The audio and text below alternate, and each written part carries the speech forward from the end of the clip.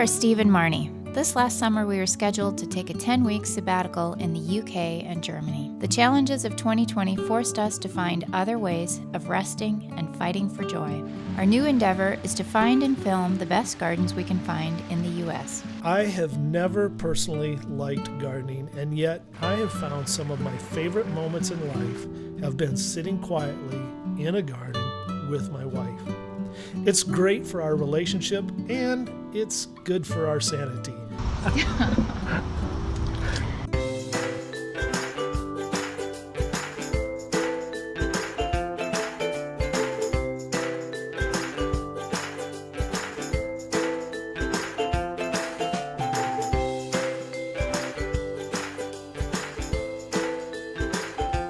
We would really appreciate you clicking on the YouTube subscribe button, and make sure to hit the bell to not miss any upcoming episodes. Among the hills and trees of northeastern Oklahoma, a rare jewel is being formed.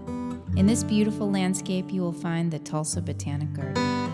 Resting just 8 miles northwest of Tulsa, this all-season oasis features over 8,000 plants, beautiful Art Deco designs, and water features.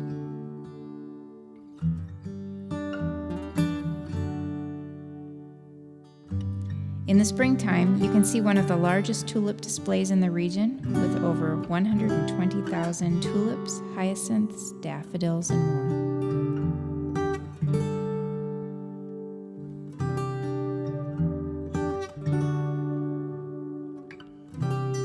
You can find many more interesting details about the history and gardens at tulsabotanic.org.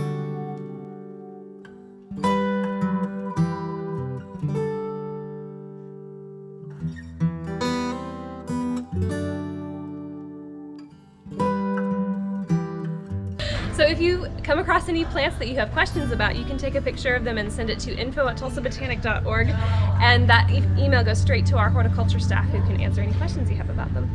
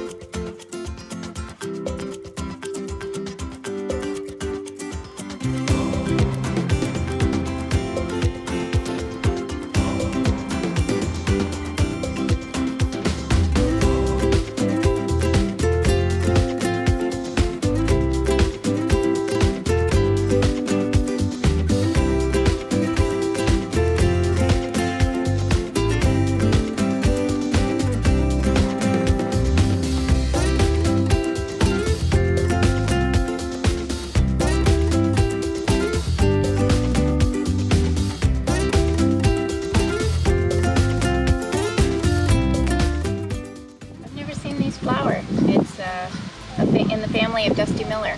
I guess it must need a longer season, so in the warmer weather of Oklahoma, I can imagine that they get a lot of things to flower that we don't.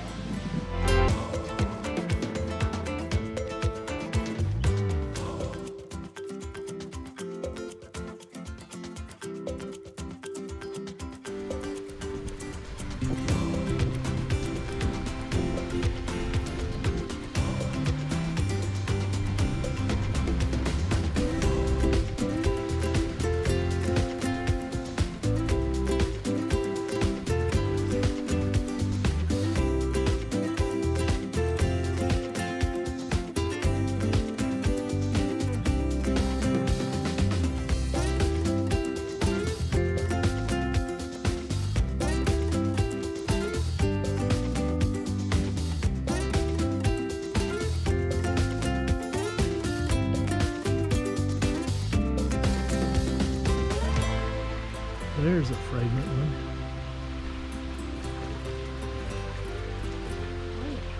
Smell that? What is this? This is it says down here, it's in northern Catalpa.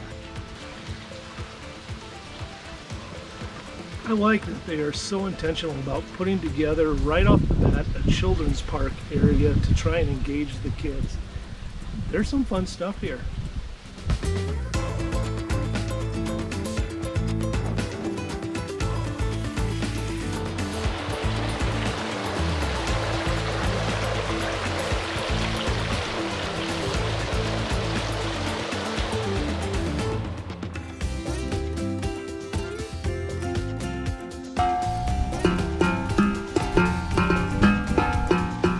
The 2-acre children's garden breathes life and fantasy into the imagination of both young and not so young. It truly is a wonderland of interactive fun, which includes the iconic spring giant fountain, whirligigs, and an adventuresome tree fort.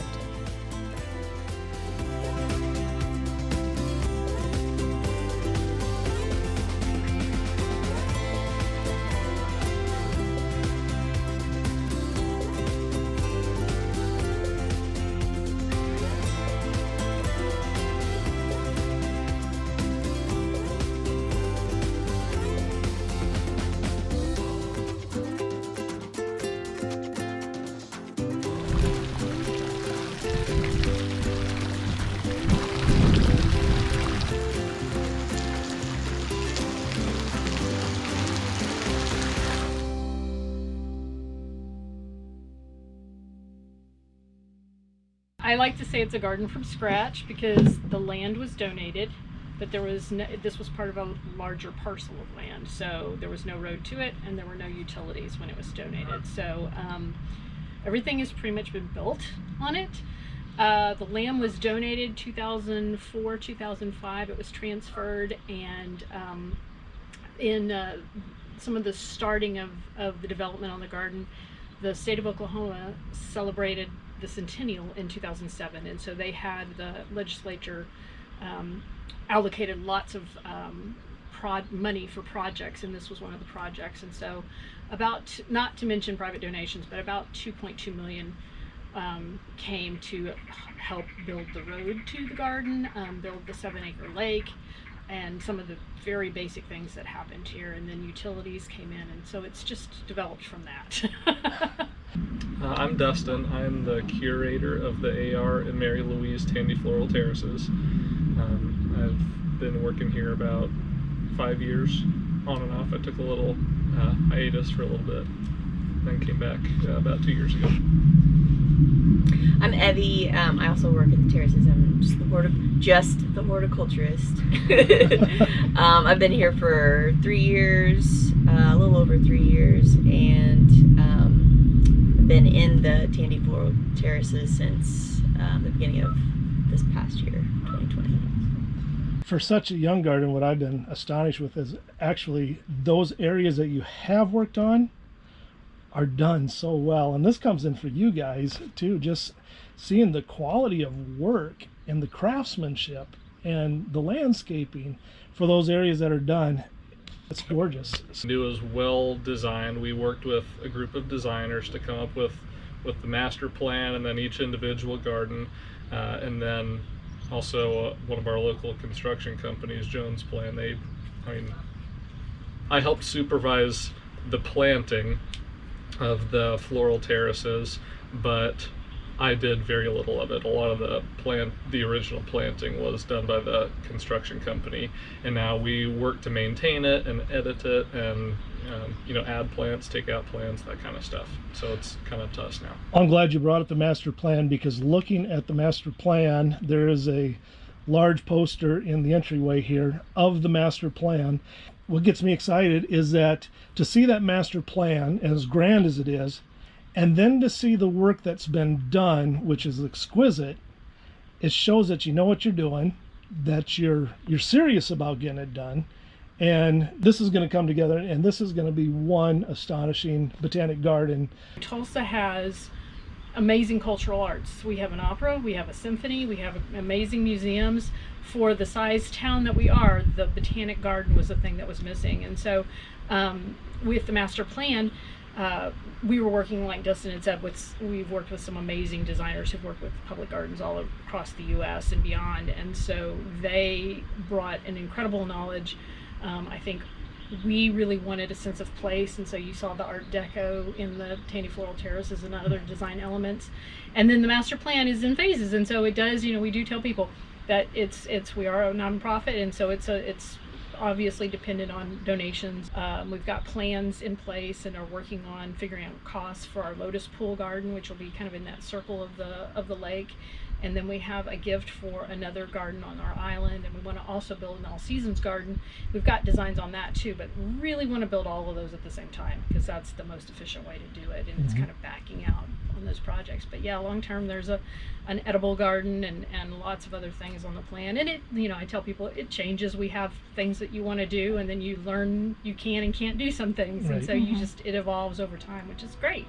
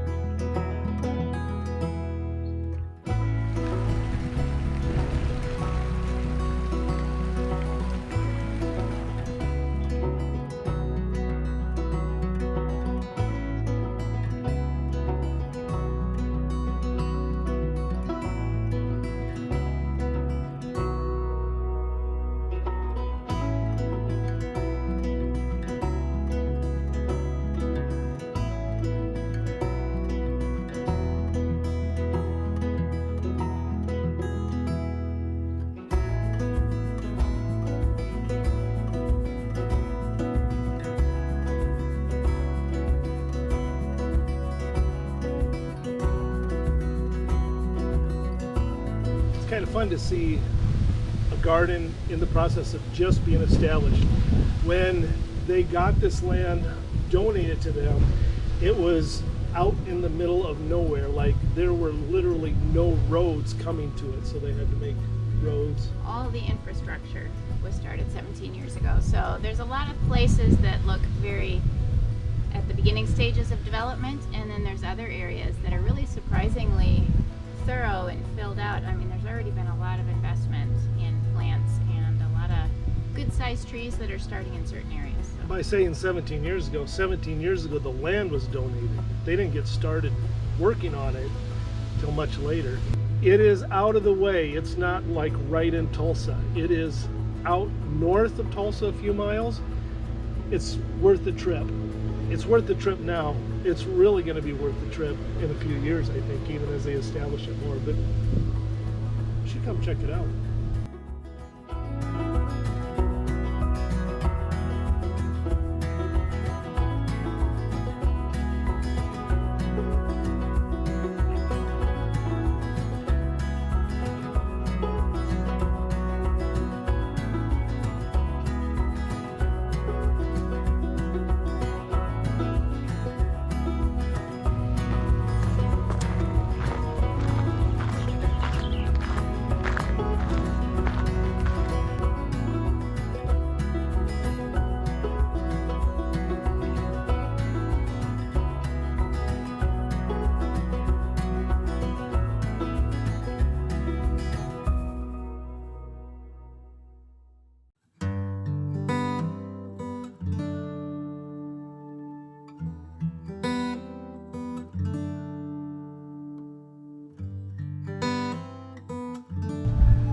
Okay, seriously, take a look at this and think about it, not just as a sculpture.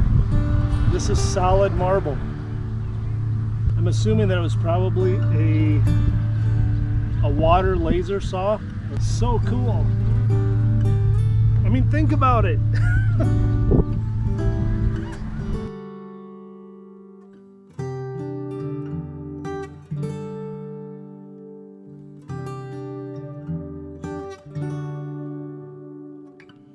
The A.R. and Mary Louise Tandy Floral Terraces cover 3 acres with roses, perennials, ornamental grasses, shrubs, and trees, which include rows of beautiful magnolias and oaks.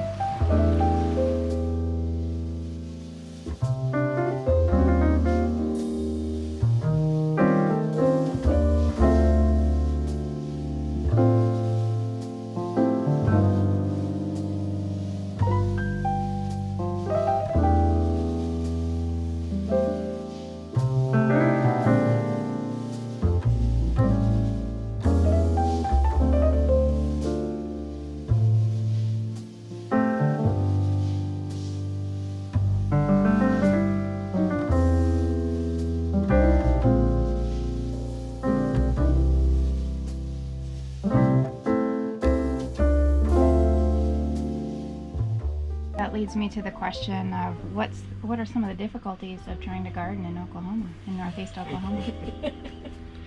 Don't answer that one. Well, there's a lot. We were pretty much the epicenter for about every insect known to man, and disease too. We're pretty hot and humid here, so we have a lot of fungus issues on plants sometimes.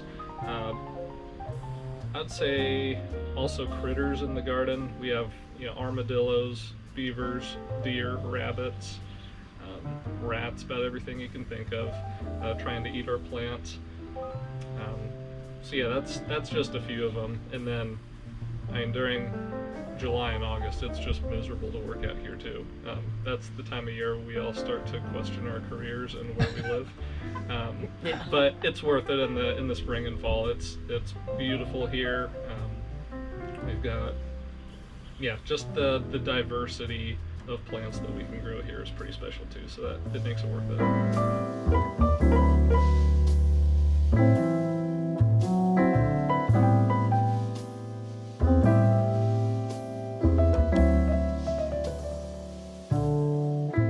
We just want to thank you for watching. Have a great day. We'll see you next week. Fight for joy.